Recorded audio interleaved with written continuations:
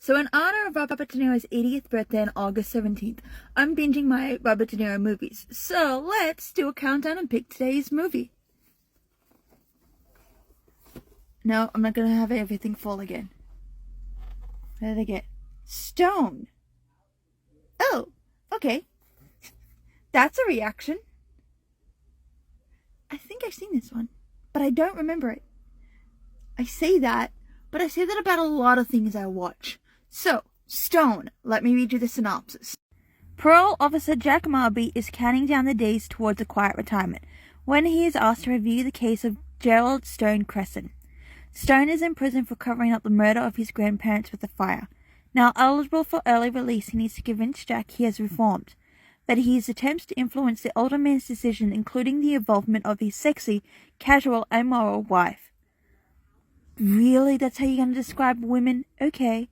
Have profound and unexpected effects on them both. Okay, so Stone was released in 2010, which doesn't explain why it's a sexy, casually immoral wife. We need to really describe women in a better way besides being sexy. Is she smart? Is she calculating? Is she a weapon of mass distraction? No, she's just sexy. Okay, so how about you just name her Mrs. Sexy then? Like, that would be a little more personality. Sorry, I have a thing about movies just describing a woman's attributes rather than actually describing her character traits. But, you know, whatever. So Stone feels familiar because I feel like I have seen him. I've had him in my collection for a while. So, we're gonna put him on. Sorry. We're gonna press play and give him a watch. That didn't sound right. Anyway, I'm gonna open the case. Let's go. Oh, look, it's a Blockbuster DVD. And I have to cover up where it is. But, like, oh. I must have brought this when Blockbuster was shutting down and I did a whole rampage of, like, buying out their store. Which explains why I have a lot of DVDs with Blockbuster on them. Anyway, let's go. Oh, I'm pretty sure I've seen this one because I think I remember she's supposed to seduce De Niro's character in order to get her partner free. But he still ends up being the corrupt bad guy. And he ends up, like, De Niro's character ends up being, like, corrupted, or at least tries to figure out how not to be corrupted. I've seen this. I remember this. It's fun. I got this down to a T. Anyway, we're going to hit play if I can find my remote.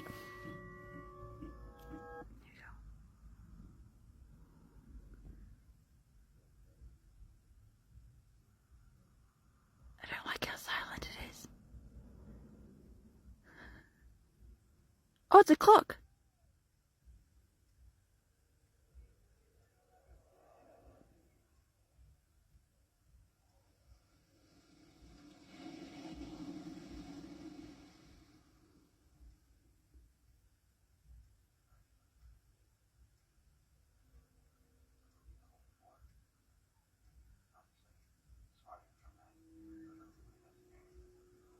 Maybe there was a clock.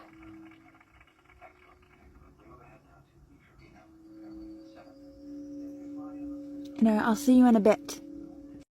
That's supposed to be a guy who's pretending to be a young De Niro. I kind of don't see it. I mean, I know I'm against de-aging, but like, You keep my soul in a dungeon. Kind of can't see babyface De Niro there. Maybe it's because of the fact that I'm used to watching De Niro movies where he is actually younger in those movies. So when you have an actor pretending to be another actor, it kind of weirds me out because I'm like, the only thing that you did is just add a mole. And like, cool, your makeup team knows what to do, but like,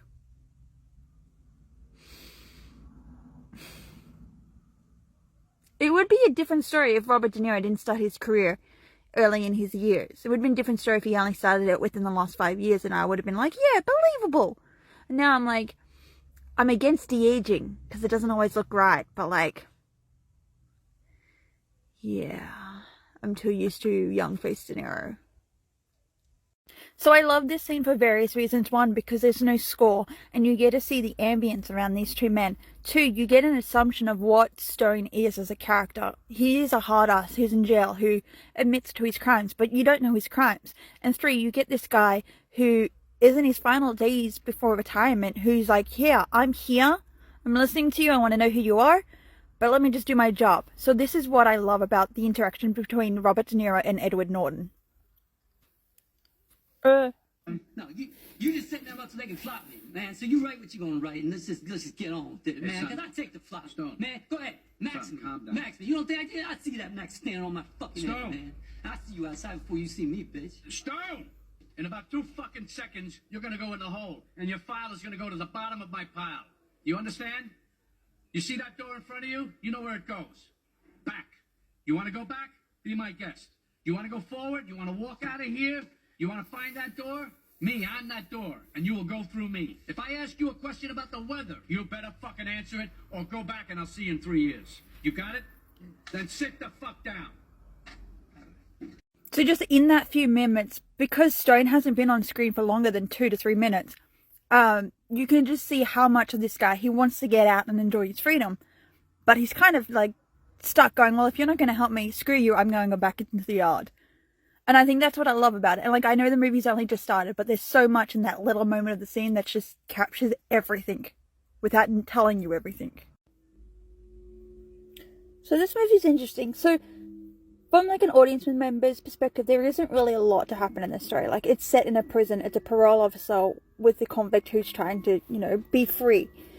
So realistically, you just sit there listening to a lot of dialogue. But it's actually really interesting to watch the juxtaposition between these characters, between Stone and between Jack, and how Stone is this guy that, you know, he's a parole officer. He's willing to bend some rules, but he's also a hard ass who's not wanting to bend the rules. And then you got Stone, who's like, you know, I don't care. I want to get out of here, but like, I don't want it to be a headache. Like, if I get out of here, great. If I don't get out of here, I guess I'll finish my 15 years.